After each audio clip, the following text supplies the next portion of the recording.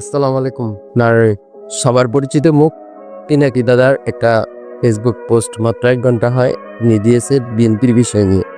যে উনি ওনার মন্তব্যে বলার চেষ্টা করেছে যে বিএনপি চাইলে সোশ্যাল মিডিয়ার মধ্যে সবচেয়ে অ্যাক্টিভিজম খুব সুন্দরভাবে চালায় যেতে পারত। কিন্তু ওনারা ঠিকঠাক মতো কি ভুল আছে ওনাদের ওইটা উনি খুব সুন্দর করে তার ভেরিফাই মানে বিশাল একটা ফেসবুক পোস্টের মাধ্যমে বলার চেষ্টা করছে। চ্যানেল পোস্টটা দেখি এবং আমার কাছে ওনার মন্তব্যটা খুব ভালো লাগছে এবং এথিক্যাল এই দিক দিয়া বিএনপি অনেক পিছায় যাইতেছে অনলাইনের দিক দিয়া। উনি কি বলছে চলেন একটু সুরে শোনাই আপনাদের।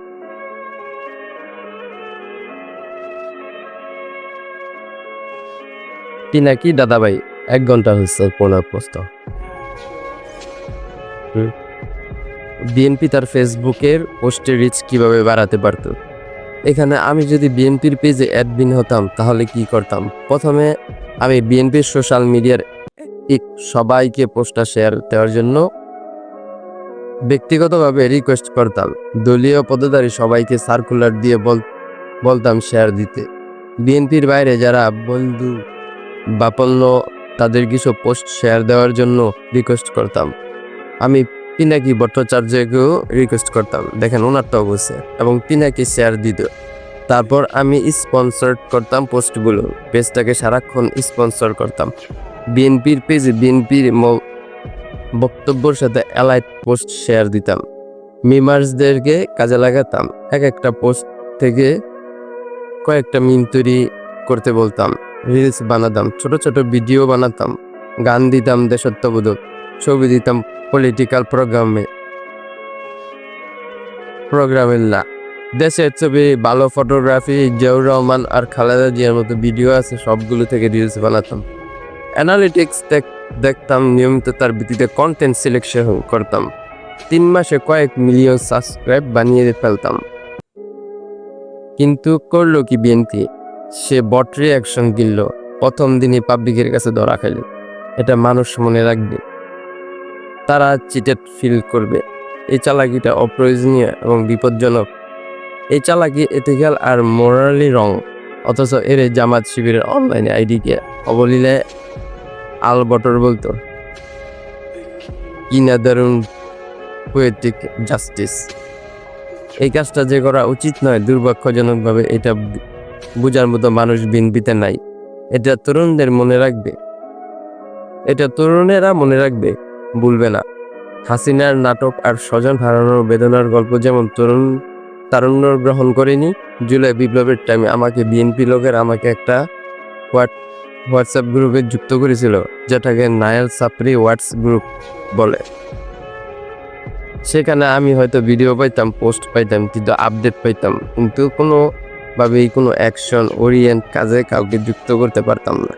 বিএনপির সোশ্যাল মিডিয়া অ্যাক্টিভিস্টদের সবাই সেখানে ছিল, তাদের লোকবলও আছে, কিন্তু মিশন নাই, ভিশন নাই, সেন্ট্রাল ন্যারেটিভ নাই। এটাই বিএনপির অনলাইন অ্যাক্টিভিজমের সবচেয়ে বড় দুর্বলতা। সোশ্যাল মিডিয়ায় ভয়ানক দুর্বল বিএনপি মনে করে তারা আগামী ইলেকশনে জিতে সরকার গঠন করে ফেলবে। বিএনপির জন্য কি বিস্ময় অপেক্ষা করছে সেটা বিএনপি যথাসময় টের পাবে, সেই দিন খুব দেরি হয়ে যাবে। মানে আপনারা কিভাবে দেখেন আমি জানি না, অনলাইনে সবসময় থাকি, সবসময় কি মানে থাকাতে দেখা গেছে আপনার বুঝতে পারি যে আওয়ামী লীগ সরকার যেভাবে সোশ্যাল মিডিয়াটা হ্যান্ডেল করতো, খুব দ্রুত তাদের পোস্টগুলা ভাইরাল হতো। বিএনপির ক্ষেত্রে হচ্ছে কি সব কিছুতে পিছিয়ে। গ্রাম পর্যায়ে আপনি বলেন, যেমন ওই গ্রামের পরে ইউনিয়ন আসে, ইউনিয়নের পরে থানা আসে, থানার পরে আপনার জেলা আসে। এদিক দিয়ে বিএনপি একদম দুর্বল। এবং তাদের যে স্ট্যান্ড আপ পলিসি আছে, যারা এই লাইনে অ্যাডমিন আছে, তারা মানে বুঝতেছে না কতটা পিছাইতে যাইতেছে।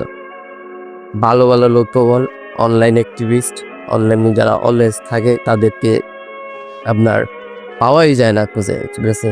কিন্তু তারা অনেকটাই পিছিয়ে যেতেছে। দাদাভাই খুব সুন্দর করে পিনাকি দাদাভাই মানে বলছে, মানে এটা আপনি কীভাবে নেবেন জানি না, কিন্তু জিনিসটা 100% এবং সত্য কথা বলছে।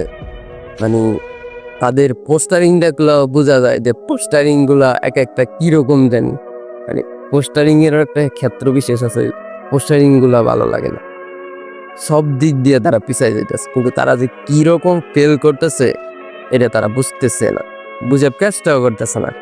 ওরা নিজেরা যে কয়েকজন বলার চেষ্টা করতেছে আমরা সব, কিন্তু জনগণ পাশে যে কিভাবে কানেক্টেড করতে হয় এই জিনিসটা এখনো পর্যন্ত তাদের নলেজে ঢুকাইতে পারতেছে না। তো মানে ইনাকি দাদা খুব সুন্দর করে লেখছে, এটা ভাইরাল হবে কথাটা দেখেন। কথাটা উনি ওনার মতো করে দুসাইন করছেন, কিন্তু মনের ভাষা প্রকাশ করছে সবার। আমরা যারা অনলাইনে থাকি বিএনপির কোনো আপডেট সেরকম ভাবে দেয়, কিন্তু আওয়ামী লীগ যে পলাতক বা যাই বলেন না কেন চলে গেছে, তারা কিন্তু দেখবেন অল টাইম অলওয়েজ অ্যাক্টিভ। ঠিক আছে, এইগুলো মাথায় নিয়ে তারপরে আপনার যুগের সাথে তাল মিলিয়ে চলতে হয়। যে এই কাজটা বিএনপি এখন পারতেছে না, ঠিক আছে, যুগের সাথে তারা কানেক্টেড হতে পারতেছে না, কিভাবে যে তারা অ্যাক্টিভিজম করতে হবে এটা পারতেছে না। আপনার আগে যে সিস্টেমটা চালু হয়েছিল ওই সিস্টেমটাকে ফলো করতেছে না। মানে এখন তারা অনেক আগের সিস্টেমটা, মানে রাজনৈতিক প্রেক্ষাপট যেমন বয়স হয়ে গেছে, ইয়াংদের কোনো সাপোর্ট নাই, ইয়াংরা কীভাবে দলে বিরাইতে হইব, মানে নিজের লোক দিয়া একটা মনোবল তৈরি করতে হবে, এগুলার মাধ্যমে তারা যে কতটা পিছিয়ে যেতেছে এগুলা বোঝা যেতেছে। ঠিক আছে, আর সবচেয়ে বড় কথা হইলো অনলাইনে যাদের মানে ফলোয়ার বা হাজার হাজার ভিউ এরকম না হয় বা ভাইরাল যদি না হয় এই পোস্টগুলা, বিএনপির জন্য দুঃসংবাদই বটে। এটা দেখবেন, খতিয়ে দেখবেন, পোস্টটা আছে দাদাভাই, এখনো মাত্র 1 ঘন্টা হয় পোস্টটা দিছে, আপনারাও দেখবেন, দেখে জানাবেন কতটুকু উনি মানে সুন্দর করে কথাটা বলছে, বুঝার চেষ্টা করো। আল্লাহ হাফেজ।